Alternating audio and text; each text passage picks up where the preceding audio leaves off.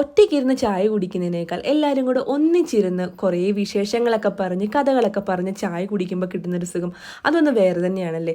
ഇന്നൊരു ടീ ടൈമായിട്ടാണ് ഞാൻ എത്തിയിരിക്കുന്നത്. ഇന്ന് എല്ലാവരും ഉള്ളത് കൊണ്ട് തന്നെ എല്ലാവരും കൂടെ ഒന്നിച്ചിരുന്ന് ചായ കുടിക്കാമെന്ന് വിചാരിച്ചു. ഈ ഓരോ ഗ്ലാസ്സുകളിലേക്കും പകരുന്നത് ചായ മാത്രമല്ല കേട്ടോ, ഒരുപാട് സന്തോഷമാണ്. എല്ലാവരും കൂടെ ഒന്നിച്ച് കൂടുമ്പോൾ കിട്ടുന്ന സന്തോഷം, വല്ലപ്പോഴും മാത്രം കിട്ടുന്ന ആ ഒരു സന്തോഷം, അതൊരു വല്ലാത്ത ഫീലാണ്.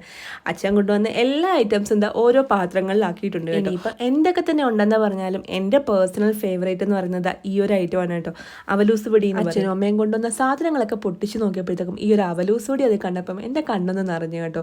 അതിൻ്റെ റീസൺ എന്താണെന്നോ, അമ്മ പണ്ടേ ഇതുണ്ടാക്കാൻ മടിച്ചായിരുന്നു. ഇത് ഒരുപാട് സമയം മെനക്കെട്ട് ചെയ്യേണ്ട ഒരു കാര്യമായതുകൊണ്ട് തന്നെ അമ്മ ഉണ്ടാക്കാൻ അങ്ങനെ തുനിയാറില്ല. പക്ഷേ എത്ര സമയം മെനക്കെട്ടാലും ഈ ഒരു സാധനം എത്തിച്ചേർന്ന ഒരാളുണ്ടായിരുന്നു കേട്ടോ, എൻ്റെ അമ്മയുടെ അച്ഛൻ. ശരിക്കും പറഞ്ഞാൽ ഇതൊക്കെ കഴിക്കുമ്പോൾ സന്തോഷത്തെക്കാൾ കൂടുതൽ സങ്കടമാണ്, മനസ്സിന് വല്ലാത്തൊരു.